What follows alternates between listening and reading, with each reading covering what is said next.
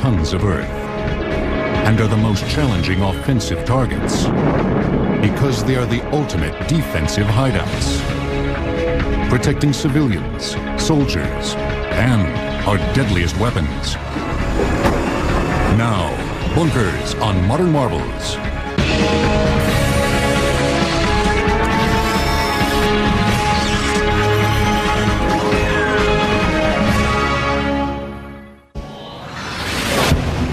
From indomitable fortified structures to secret hideaways buried deep beneath the ground, bunkers offer protection from one's enemies and the hope of a refuge in the face of unthinkable danger.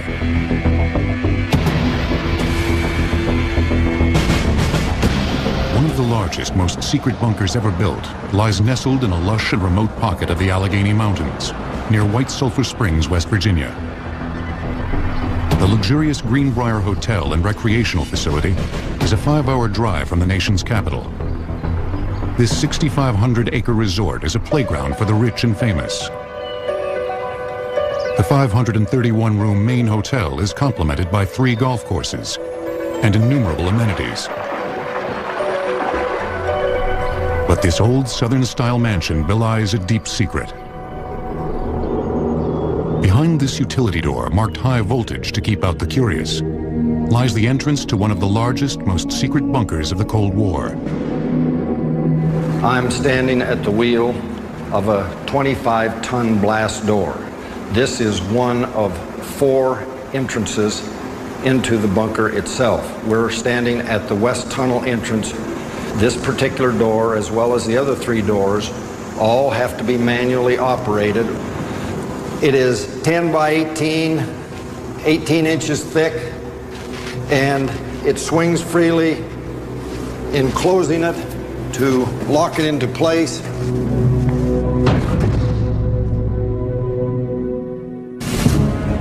This bunker was designed to protect not an individual or small group, but every member of the United States Congress in the event of a nuclear strike. Codenamed Greek Island, the facility was encased by up to 3 feet of steel-reinforced concrete, with portions resting nearly 100 feet beneath the ground.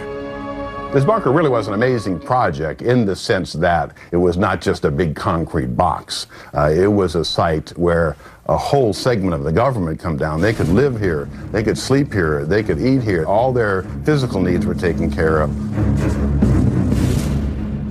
18 Spartan dormitories with a capacity of 60 individuals each comprise the core of the bunker. A dining facility able to feed 400 at a time, and chambers large enough to accommodate sessions by both the House of Representatives and Senate completed the complex. Enough food and water were stored to sustain the lawmakers for 60 days. Meanwhile, 42,000 gallons of diesel fuel was available to feed 3 generators, providing power for over a month. For government planners, this seemed a long enough period to ensure delivery of more supplies. Built in 1958, the construction of the Greenbrier bunker was shrouded in secrecy. So the challenge was, the government is asking the Greenbrier and its owners, the Chesapeake and Ohio Railway, to build a huge 112,000 square foot steel reinforced concrete bunker right next to a major luxury resort hotel without anybody noticing what they're doing. So how are we going to do this is the issue. And they come up with a very clever idea, which is we're going to build it right in front of everybody's nose. The plan called for the Greenbrier Hotel to build a new wing. Work on the new building would mask construction of the mammoth subterranean bunker. Tons of excavated earth from beneath the hotel were quietly disposed of by building an additional 9-hole golf course. But the simultaneous construction of the hotel and bunker led to some interesting compromises. An unusual aspect to this secret bunker is that a portion of it, about a fifth of the square footage, was in fact available to Greenbrier guests. In fact, situations would arise where you'd be standing there and someone would sort of say, hey, I understand there's a secret bunker at the Greenbrier. And you say, no, there's no such thing. And there you were, standing inside of this secret bunker. The room behind me was used by many thousands of Greenbrier guests. They never realized it was part of the bunker. Hidden behind this secret panel is an 18-ton blast door. When closed, it seals off the bunker from the hotel. Despite the government's best efforts, covert construction and hidden doors could not keep the bunker secret. A Washington Post article in 1992 blew its cover, effectively destroying the facility as thoroughly as a nuclear bomb. Given the accuracy and power of today's weapons, a bunker is only as good as its anonymity. The newly exposed Greenbrier was retired, but most certainly not before another top-secret congressional bunker was opened to take its place. With secrecy at a premium, it goes without saying that the best bunkers in the world are the ones we know nothing about. The President of the United States is said to have access to a network of top-secret bunkers, probably located on or near military bases around the country. In addition, the President relies on a sort of flying bunker, Air Force One. Able to refuel in mid-air, the plane can stay aloft indefinitely or be flown to any number of secret hideouts. Bunkers, of course, can protect us from the enemy, but they can also protect the enemy from us. That's why building bunkers is only half of any country's defensive challenge. Learning how to smash through bunkers is equally important. Beneath this desert landscape sits a state-of-the-art fortified defensive position, a military bunker. Safely hidden from sight, the bunker is built of concrete and reinforced steel and protected by tons of earth. But it is about to be utterly destroyed.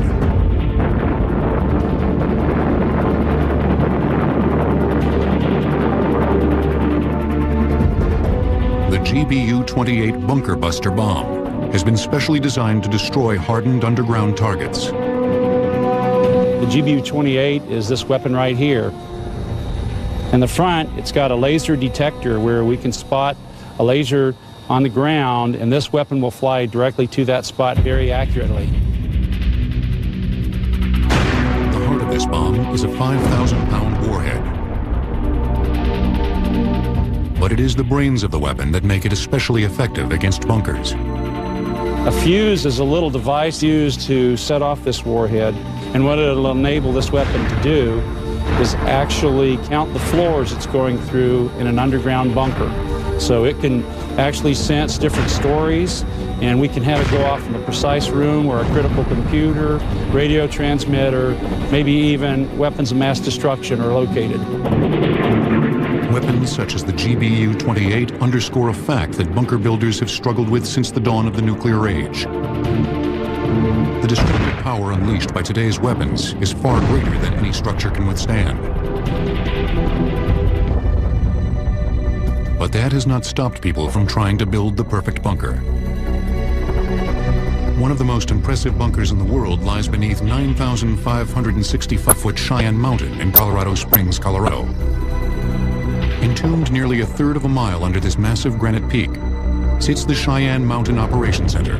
The reason that the United States established Cheyenne Mountain as a bunker was to create a central facility within which it could collect information initially about bomber attacks against the United States, hence its name, the North American Air Defense Command, NORAD, and later to warn the United States of an attack with ballistic missiles that presumably would have been launched from the Soviet Union.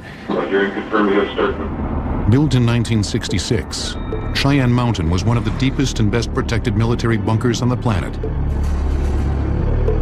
The facility was specially designed to withstand a near hit by a nuclear device. Shielded by the mountain, the 15-building complex was shock isolated on hundreds of 3-foot steel springs. In the event of an attack, these springs would provide a moving barrier between the facility and shifting earth. 25-ton blast doors seal the 4.5-acre facility, protecting the military and civilian staff from the force and heat of a nuclear blast. Nearly 1,200 people can survive in this mountain for up to 3 weeks. At a cost of $142.4 million, the massive bunker jointly run by the United States and Canada is still active, protecting the personnel and equipment that scan the skies for enemy attacks. But few experts believe even this bunker could withstand a barrage from today's nuclear arsenal. In the early days, nuclear weapons were not terribly accurate. A place like Cheyenne Mountain, for example, with the NORAD headquarters, was reasonably safe because it was unlikely they could be directly hit. But today, with super accurate missiles, there's virtually no place that's invulnerable. Not even a bunker in the middle of a mountain. Next, cannons and forts face off, while high explosives bring armies to new lows during World War I. The first GBU-28 bunker buster bombs were made from used cannon barrels. Bunkers will return on Modern Marvels. Bunkers are relatively recent creations on the military fortification family tree. But the story of defensive structures goes back to ancient times and the beginnings of war. Fortifications have existed as long as people have built buildings. From the very earliest ages, there was a need to defend against some sort of hostile threat. And as technology advanced, the need to improve those defenses to meet that technology also increased. For thousands of years, fortified positions had the upper hand during battle. Ancient siege machines were so ineffective against citadels and walled cities that attacking armies often resorted to treachery. During the legendary Trojan War, the Greeks spent 9 years trying to breach the walls of Troy. They finally succeeded after convincing the Trojans to accept a giant gift horse made of wood.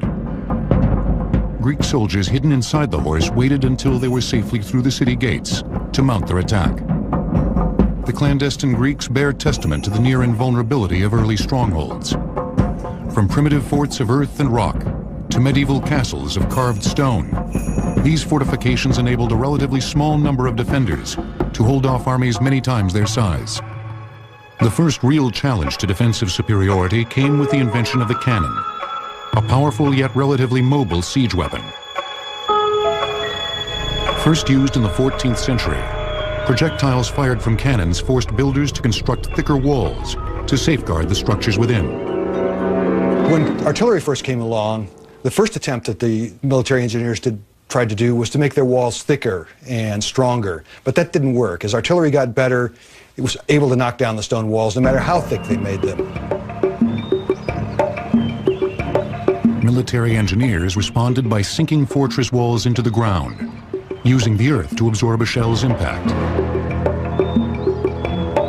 The new defensive technique, coupled with the relative inaccuracy of early artillery, shifted the advantage back to the defender, where it remained well into the 19th century. We've reached a stage where the technology of war makes fixed, known facilities highly vulnerable. Once you have accurate artillery, you have the ability to destroy a facility. It might take you days or weeks, but very few things can withstand long-term assault with artillery. The American Civil War saw the first widespread use of these more accurate weapons. In 1862, just 2 years after the start of hostilities, the Confederate-held Fort Pulaski on Cockspur Island in Savannah, Georgia, bore the brunt of an attack using newly developed rifle-barreled cannons. Union shells fired from these weapons were stunningly accurate. Fort Pulaski's 7.5-foot thick walls were pummeled by artillery fired more than a mile away. The dominance of ramped earth and stone walls was quickly coming to an end. The introduction of high explosives at the end of the 19th century made forts even more obsolete. High explosives were capable of doing great amount of damage, more than any masonry or earth wall could sustain. So then there was a need to develop a new technology to deal with that. And the technology that they came up with was reinforced concrete. At the turn of the 20th century, both France and Germany began to use the new technology to strengthen existing forts. Neither country realized that just 15 years later, the hardened structures would be at the center of the greatest battles of the First World War. Germans built the first true military bunkers and incorporated them into their trench lines during World War I. These relatively small structures made of steel and reinforced concrete defended German troops, command centers, and weapons against the nearly 5 million tons of explosives fired by the Allies. Here in the French countryside lay the remnants of a World War I concrete bunker. Less than 120 kilometers north of Paris, this structure was once part of a 250-mile trench and bunker complex, comprising the famed Western Front. Today, the bunker's rusting steel reinforcing rods protrude from the crumbling concrete shell, as it marks the boundary between a bean patch and a field of wheat. During the war, machine gunners inside these bunkers were blinded by smoke and deafened by the sound of their weapons reverberating off the bare walls. But being inside the bunker was far preferable to being outside. Firing through slits, known as embrasures, bunker gunners took a terrible toll in Allied lives. So hated were the machine gunners that upon surrendering, they were often executed by vengeful soldiers. Still, the bunkers were remarkably successful. One of the reasons that the bunker concept really took hold was the realization that the old-fashioned fort was really a case of putting all of your eggs in one basket. A fort was considered to be a target, and damage to one portion could potentially damage another portion. So you wanted to disperse your defense as much as possible, and that led to putting everything in isolated bunkers. France and Germany each suffered nearly 1.5 million casualties in the Great War. The catastrophic losses prompted both countries to create bunker and defensive line fortifications on an unprecedented scale. The French began construction on the Maginot Line in 1929, a 200-mile defensive barrier that they believed would keep Germany at bay. Stretching over much of the northern and eastern borders of France and incorporating many natural barriers, the mammoth structure may be the greatest bunker complex ever built. The Maginot Line used this theory of a thin, tough skin. A very narrow but very strong line of fortifications that was designed to repulse the enemy. The fortification consisted of a line of strong, mutually supporting, completely self-sufficient bunkers. Armed with machine guns and anti-tank weapons, much of the line bristled with artillery. Some of the structures were connected via tunnel to a subterranean support complex containing a command post, living quarters, storage facilities, and power plant. In short, everything necessary to make them fully independent. The largest structures within the line utilized integrated rail systems to move men and ammunition. Taken as a whole, the Maginot Line was a formidable obstacle to any hostile advance. But it would not fulfill the French desire to keep the Germans out. In 1940, soon after the outbreak of World War II, Hitler's forces completely circumvented the Maginot Line by first invading Luxembourg and Belgium to the north, and then descending into France. Between the wars, the Germans in particular developed a new approach to warfare. They'd seen what happened in trench warfare, and they didn't want to repeat it. And they looked at ways to avoid repeating that. The French, on the other hand, were basically still ready to fight the First World War. They weren't prepared for what the Germans did, and when the Germans went round the Maginot Line, they had no counter. After overrunning most of France, the Germans circled back to finally take on the Maginot Line. But even when attacked from behind, the French fortifications were exceptionally difficult to destroy. The Germans unleashed heavy artillery fired from a distance, but bringing forward special guns and zeroing in on the target took precious time.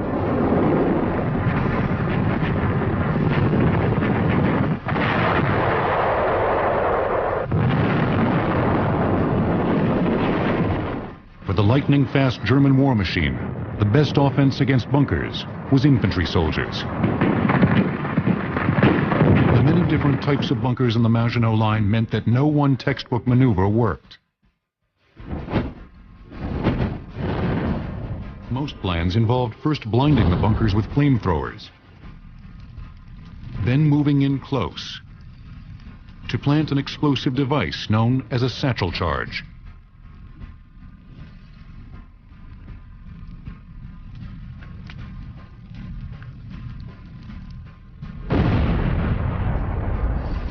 Though the bunkers were clearly vulnerable, they had proven their effectiveness.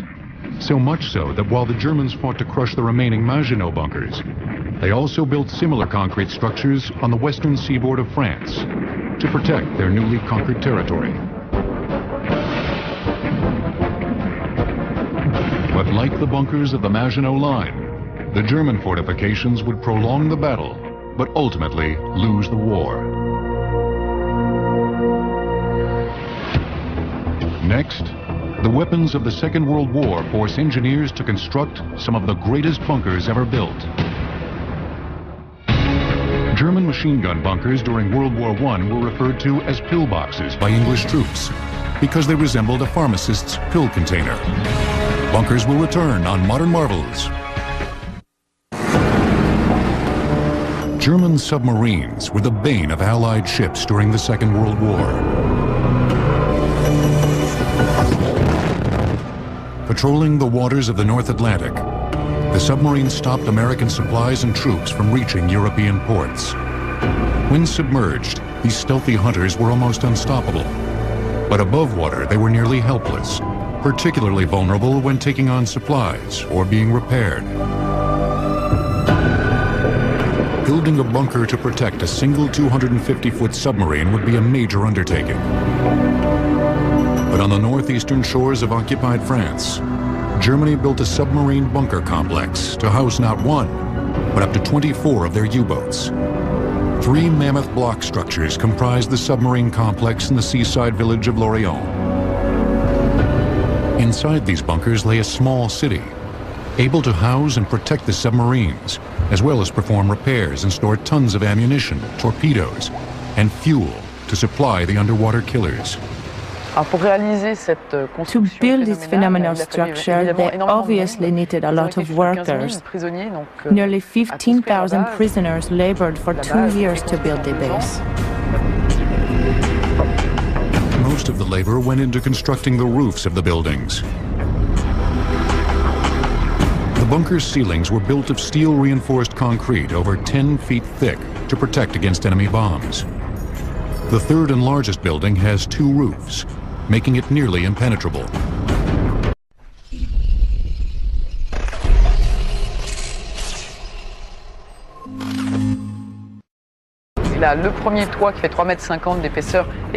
The first ceiling measures 3.5 meters thick and covers the entire building. Then there is an airspace on top of which there is a second roof which covers approximately 2/3 of the bunker. The roofs were so well built, they forced the British to develop special 6-ton bunker buster bombs called tall boys. On August 6, 1944, the Royal Air Force scored a direct hit. This 15-foot wide crater on top of the roof is the result of the monstrous blast. But despite the tremendous explosion, the weapon was only able to penetrate a few feet. The roof was so thick, nearly 20 feet of solid reinforced concrete remained intact to protect the facility below. The tall boy at least managed to land on the roof. Most other bombs earmarked for the bunker and the planes carrying them never came close. Over the course of the war, nearly 20,000 German soldiers were assigned to anti-aircraft batteries atop the bunker complex and throughout the surrounding city.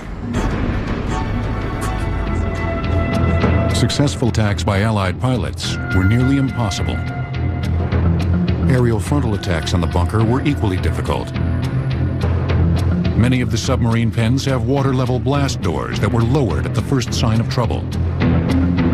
The barrier would stop torpedoes and specially designed skipping bombs from literally entering through the front door.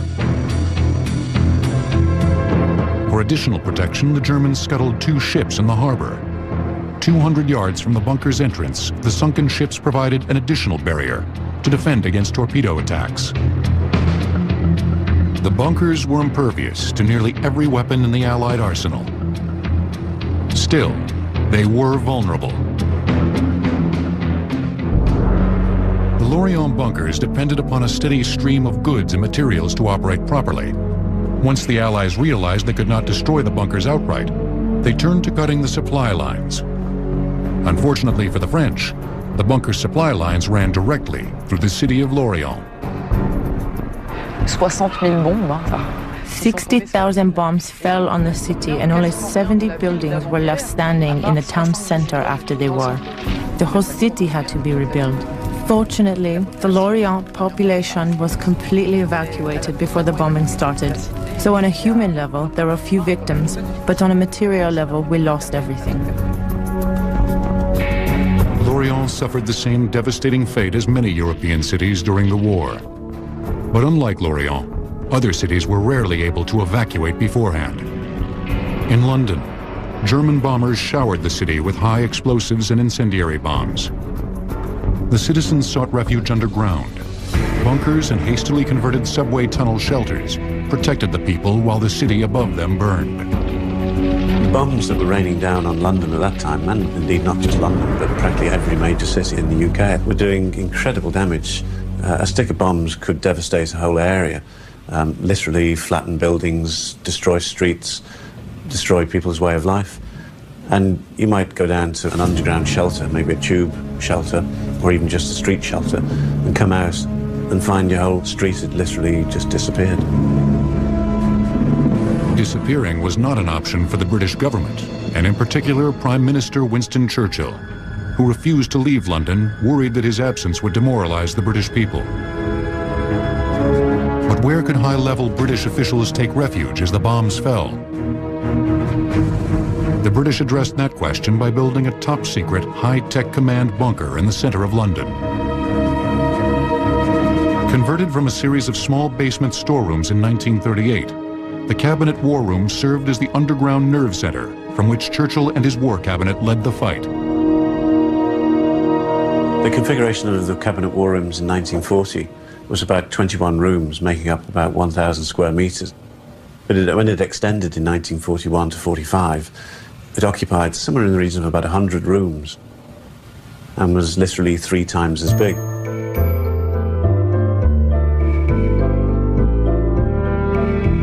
Located under the present-day Treasury building, the bunker is within walking distance of both Parliament and number 10 Downing Street. But it was chosen less for its size and location than for its strength. The building had a steel frame in it.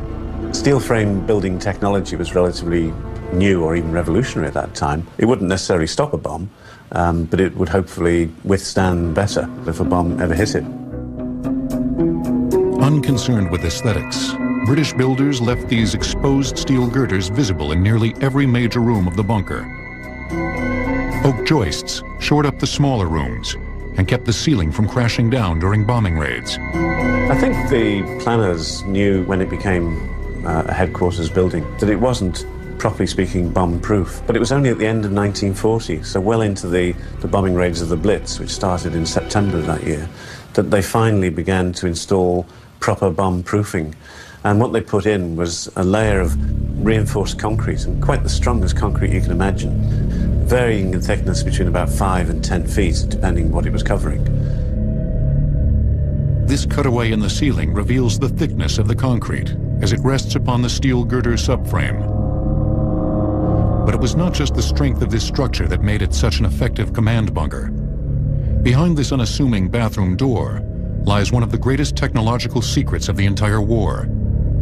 The war rooms were really Churchill's high-tech basement headquarters, and one of the highest high-tech items in it, I suppose, was the so-called transatlantic telephone. And it allowed the Prime Minister to talk to the President in complete secrecy. And it was, in effect, really the first direct secret hotline. So it was behind this humble door marked with a very basic toilet lock that some of the most secret and high-level conversations of the war were taking place. But not every secret associated with the Cabinet War Rooms was so diligently concealed. Cabinet War Room's code name, rather ironically, was number 2 Storey's Gate, which was its address. So I think if the Germans ever did find out about it, they had a pretty fair idea where it might be. The Germans expected Churchill to be rather deeper and rather further away from his normal premises than literally 10 feet underground, 100 yards from his official residence. On the other side of the war, Adolf Hitler too sought shelter in underground bunkers. These bunkers were the backdrops for some of the most dramatic events in the war. The Führer survived an assassination attempt after disillusioned German officers placed a bomb in his Wolfschanze bunker complex, which was located on the border between Poland and Germany. But the most infamous bunker in the world was constructed under the Chancellery building in the heart of Berlin. The reason that bunker survived, and it survived until the very end of the war when both Soviet and later American and other troops went in to investigate that facility, it survived because we, as the Allies, did not have weapons that were sufficiently accurate to destroy that bunker. What we were doing is launching aircraft and conducting raids against that bunker, but bombs in World War II had accuracies measured in hundreds, if not thousands of meters. And to destroy a hardened, deep underground facility or bunker, you have to have weapons that land directly on that facility, otherwise it'll survive forever. Though the structure survived the onslaught, Hitler did not, taking his own life inside the bunker on April 30th, 1945. With the defeat of Germany, America turned its full attention to the South Pacific and Japan. The death knell for the island nation arrived August 6th, 1945. The atomic blast on Hiroshima killed nearly 100,000 people and forever changed the landscape of peace and war. Bunkers seemed pointless against the awesome power of a nuclear blast. Yet the terrible weapon would lead to a bunker building explosion, the likes of which the world had never seen.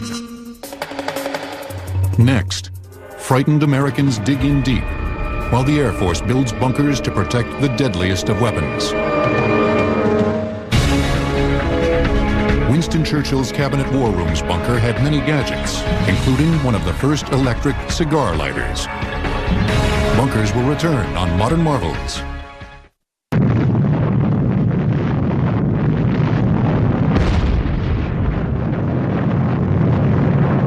With the onset of the Cold War and the sudden possibility of nuclear attack, paranoia gripped the American public. You might be out playing at home when the warning. Stop, drop, and cover became the survivalist mantra for an entire generation. The United States government did its best to allay the nation's fears. When danger threatened him, he never got hurt. He knew just what to do. Be sure and remember what Bert the Turtle just did, friends, because every one of us must remember to do the same thing. That's what this film is all about. I think in retrospect, as we look back on that time, I think many concluded that the prospects for survival would have been very dim indeed, very dismal indeed. But this was reflective of a time in which people deeply feared that their existence was on the line, and bunkers were seen as the solution. Despite the government's best efforts to provide protection, many Americans decided to take matters into their own hands.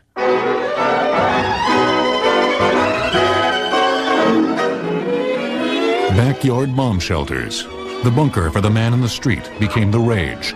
From basic store-bought models for less than $100 to specially built structures that cost as much as a house. Hey, isn't this nice? Well, Sir Ruth and I certainly can live in here very comfortably for at least 2 weeks. And you know, this room can be put to other uses as well. Yes, Walt. You could use this as an extra bedroom for company. As the United States came out of the Second World War, we had massive armies, we had developed nuclear weapons, we had crushed 2 enemies. Contrast that with the condition in the United States beginning in the 1950s when the Soviet Union in 1949 detonated a nuclear weapon. We now, for the first time in our history, faced absolute vulnerability. We never before had faced a time in which our survival, our existence, could be eradicated on the order of 30 minutes. And the reaction was to build bunkers throughout American society, both on the governmental level and the military level, as well as bunkers throughout American society, in many cases within residences. Wall Street analysts in the 1950s projected the bomb shelter business as a potential $20 billion industry. But this was a quiet building boom. The construction and subsequent storage of food, water, and supplies in underground shelters was performed secretly, not from fear of the Russians, but from fear of one's own neighbors, fighting for cover during a missile attack. Ironically, the best Cold War bunkers did not protect people from nuclear weapons, but instead protected the nuclear weapons themselves. Buried deep in the desert flatlands outside of Tucson, Arizona, sits one of the most advanced and potentially deadly bunkers ever built.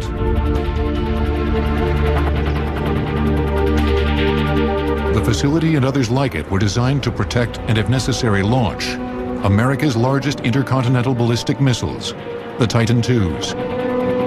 Built as a retaliatory weapon, the missile could be launched in less than 10 minutes by a two-man crew, operating deep within the facility. A Soviet missile sent to destroy the bunker would take just over half an hour to reach the site.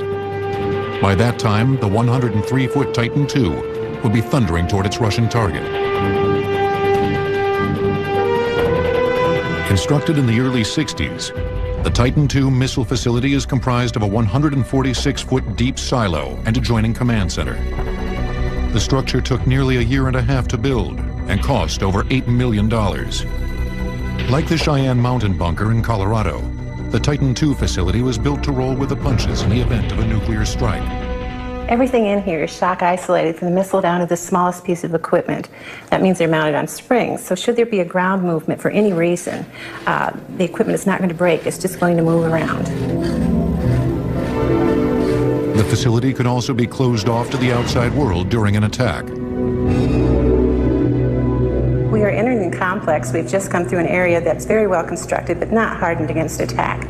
But once we go through a series of 3-ton blast doors like this one, we will be in the hardened part of the complex. There's a set of blast doors protecting the control center from the outside force and another set protecting it from the silo. But the largest door is not inside the bunker at all. It's on top. The enormous 740-ton sliding silo door could be opened in 27 seconds. When closed, the door shielded the facility to help the structure survive a near hit by a nuclear weapon. By 1963, no less than 54 Titan II missile sites were operational throughout the country, ready at a moment's notice to obliterate an enemy target. Ironically, despite their construction and secrecy, nearly all the missile sites were knocked out, though not by an enemy attack. 53 of them were dismantled as part of a mutual disarmament pact between the two superpowers. Today, the Arizona bunker is the last that remains in its original form. It now draws visitors as a National Historic Site and stands as a testament to both bunker ingenuity and just how close we came to nuclear war. Next, smart bombs wreak havoc in Iraq, while the underground bunker meets its high-tech end. The Titan II missile currently in the silo near Tucson was disarmed, drilled with holes, and left above ground for 1 month to allow Soviet satellites to verify its decommission. Bunkers will return on Modern Marvels.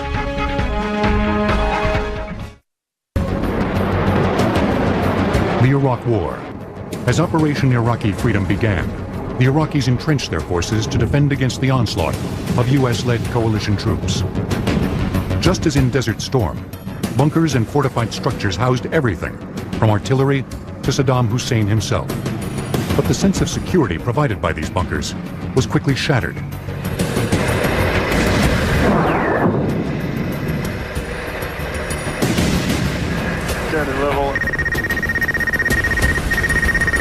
Smart bombs targeted and struck even the most secret of Saddam's hidden bunkers. Nothing could have prepared the Iraqi troops for the state-of-the-art precision-guided weapons. The war with Iraq suggested bunkers are no longer viable military options when fighting well-organized and technologically advanced militaries. And the U.S. Armament Center at Eglin Air Force Base wants to make that a reality. Occupying an area 2/3 the size of Rhode Island, the Air Armament Center on the Florida Panhandle builds and tests state-of-the-art bunker-busting weapons. Here, test pilots and scientists are able to perfect the guidance and delivery systems for these bombs by dropping them as if in a real battle situation. When we're testing bunker buster type weapons, the idea is to put the weapon on the target. Ultimately, you plan a specific route to get to the target, and you release the weapon at a specified range from the target. The weapons are so accurate, they can be dropped by planes up to 10 miles away and hit within feet of their target. Special fuses, guidance systems, and the ability to burrow underground make these bombs perfect bunker killers.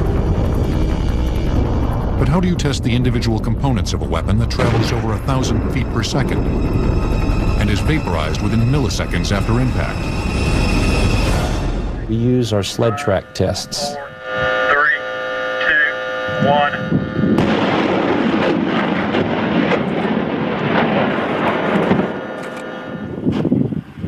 These sled tracks are like a railroad track going down for a long distance. We put rocket motors behind an actual bomb, and we have these things propelled down at the exact same speed that they would see when they hit the ground.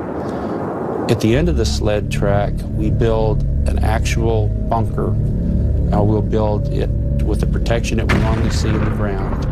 We have the hardened concrete, we have layers of dirt, and with that, what you can see is that we can test any of our warheads very effectively, just like it were flight tested.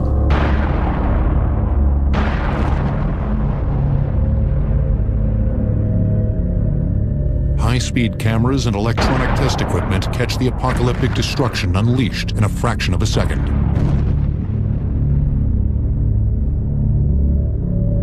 I do see a time when bunkers will no longer be a utility military protection, because we do have much more capable weapons in our inventory.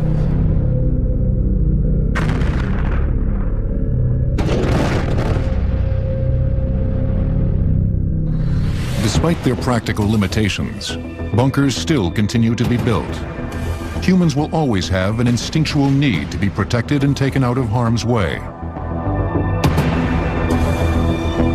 The bunker mentality is as old as nearly any thought process.